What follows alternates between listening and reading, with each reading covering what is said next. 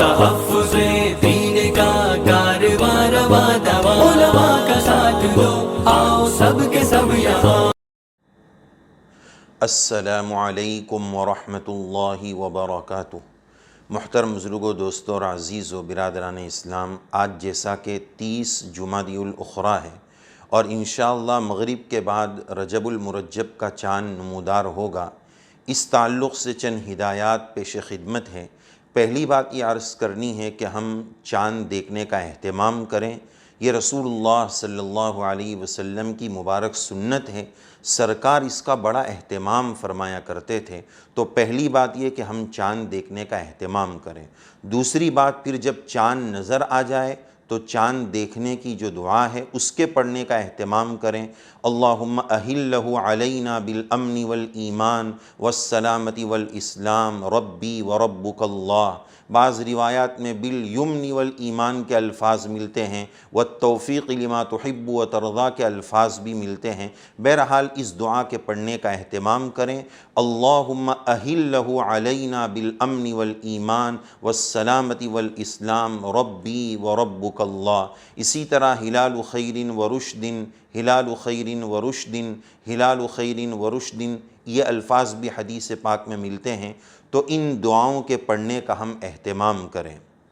اس کے ساتھ ساتھ تیسری ہدایت کہ رجب کی جو پہلی رات ہے اس کو غرہ رجب کہا جاتا ہے، اور یہ رات بھی ایک اضافی فضیلت رکھتی ہے، جیسا کہ حضرت شیخ رحمۃ اللہ علیہ صاحب فضائل اعمال نے فضائل رمضان کے آخری صفحے پر یہ بات نقل فرمائی ہے کہ ما ثبت بالسنہ میں حضرت امام شافعی رحمہ اللہ کے حوالے سے 5 راتوں کے بارے میں، سال کی 5 راتوں کے بارے میں یہ بات نقل کی گئی ہے کہ یہ دعا کی قبولیت کی راتیں ہیں۔ تو 5 راتوں کا تذکرہ ملتا ہے، جس میں شب جمعہ، جمعہ کی رات، عیدین کی رات، یہ 3 ہو گئی، اور چوتھی 15ویں شعبان کی رات، اور 5ویں یہ رات جس کو غرہ رجب کہا جاتا ہے، یعنی رجب کی چاند رات۔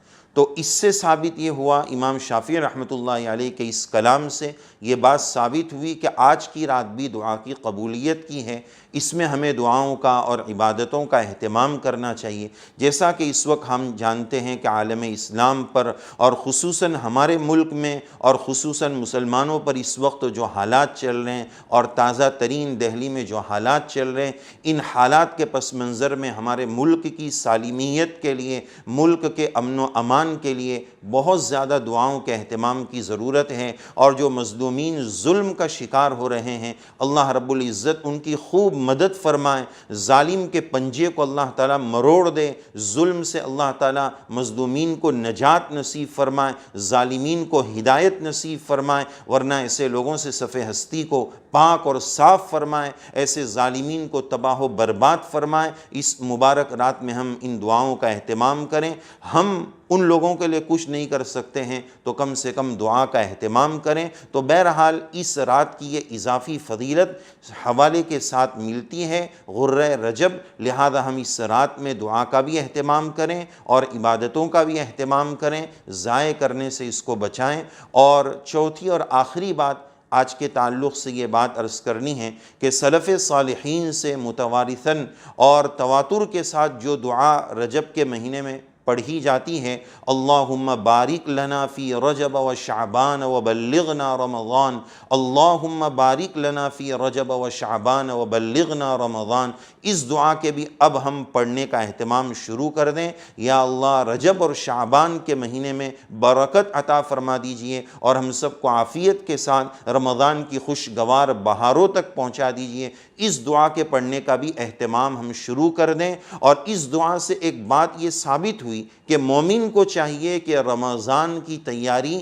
وہ رجب سے شروع کر دیں، اور رمضان کی اصل تیاری یہ ہے کہ اپنی نیکیوں کو بڑھا دیں اور اپنے گناہوں کو کم کرنے کی فکر کریں، اس کا اہتمام کریں۔ اللہ عز و جل ان کہی سنی باتوں پر ہم سب کو توفیق عمل سے نوازیں۔